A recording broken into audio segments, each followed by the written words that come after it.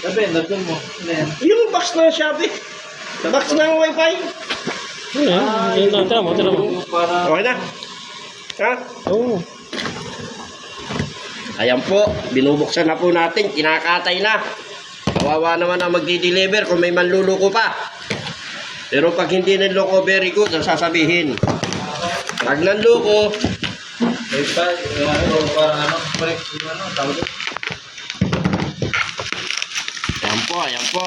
Tayo po hindi madadalang umorder. Pag, ay, sinasabing sa'yo, mali, brief ang ikinilagay. Yun. Tama. Tama ang kahon. Tama ang kahon. Pero titingnan po natin.